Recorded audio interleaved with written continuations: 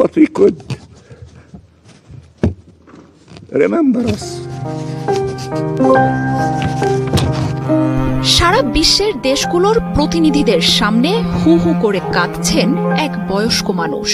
What we could remember us.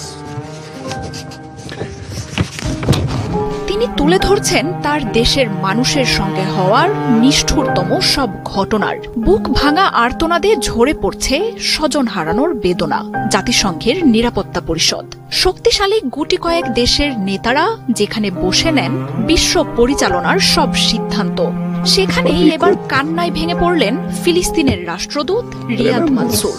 গাজার হাসপাতালে প্রাণ হারানো এক চিকিৎসকের লিখে রেখে যাওয়া শেষ কথাগুলো পড়তে গিয়ে তার এমন অঝোর কান্না দেখে চোখের পানি আটকাতে পারেননি তার সহকর্মীরাও।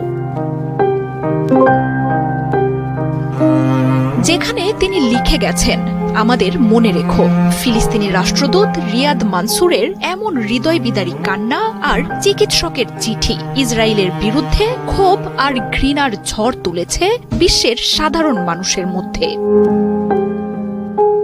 সম্প্রতি গাজার আল আউদ হাসপাতালে হামলা চালায় নেতানিয়াহুর বাহিনী। হাসপাতাল ছাড়ার ইসরায়েলি সতর্কতা উপেক্ষা করেই চিকিৎসা দেওয়ার কাজ চালিয়ে যাওয়া ডাক্তারদের উপর চালানো হয় বিমান হামলা।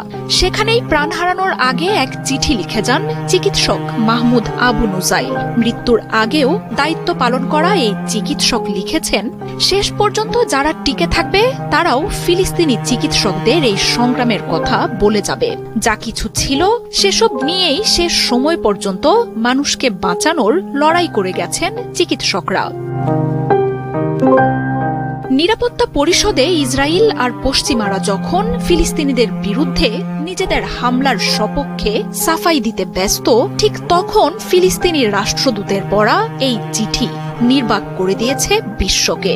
ফিলিস্তিন এখন শুধুই কূটনীতিকদের আলোচনার এক ইস্যু। 1 বছরের বেশি সময়ের যুদ্ধে একতরফাভাবে ইসরায়েল ধ্বংসযজ্ঞ চালিয়ে গেলেও এই দেশটিকে থামাতে পারেনি কোনো শক্তি।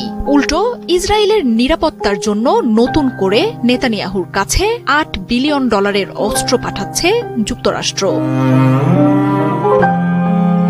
মার্জিয়া উপমা, 71।